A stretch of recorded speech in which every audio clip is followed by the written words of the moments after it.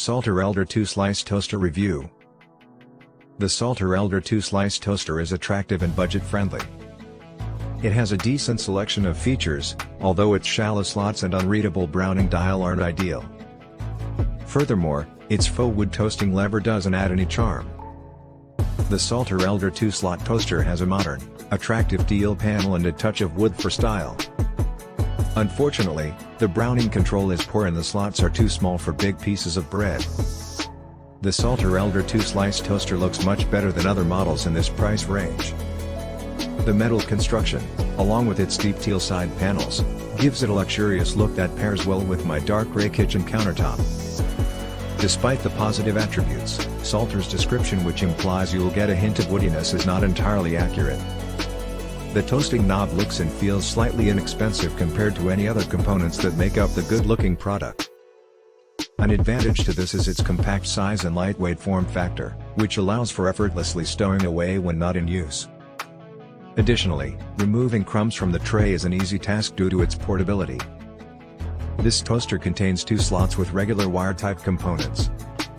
It has straightforwardly frozen and reheat settings, albeit there is no baguette bagel setting. Moreover, it does not have a single slot button, thus if you just desire one slice, you must still utilize energy to heat both slots. As expected, the toast bin does not contain damping and has no bell which alerts when it is finished. Unless you are in the kitchen, you might miss the relatively quiet sound it releases when popping up. The chrome browning control on this toaster looks amazing, right up until you attempt to use it. There are 6 levels of toasting labeled around the circumference, yet the only distinguishing feature is a tiny dimple on the rotating ring which indicates the selection made.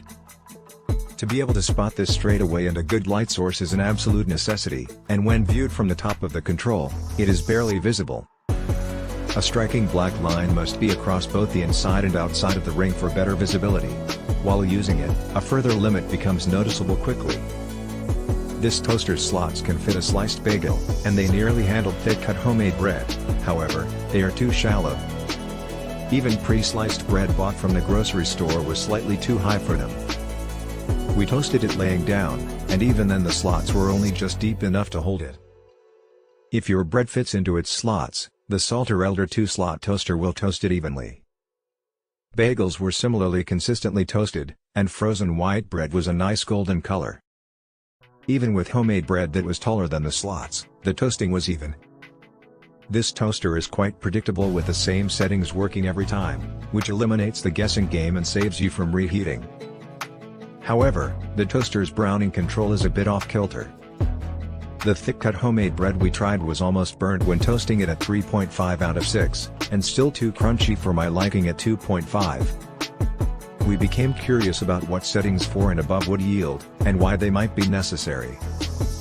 According to Salter, this 2-slot toaster is rated at 850 watts. However, we found it pulls 950 watts while running. Typically, a bagel will cost 0.02 kilowatt-hours, and homemade bread 0.04 kilowatt-hours in consumption. 34p per kilowatt-hour cap means it's hardly anything to use a toaster. The Salter Elder 2-Slot Toaster is an inexpensive appliance that performs satisfactorily in most regards. Not only does it look appealing, it successfully toasts bread and bagels, as long as the dial is kept low. The reheat and frozen features are handy add-ons. Unfortunately, the browning control knob is almost indiscernible and its slots barely accommodate regular sliced bread.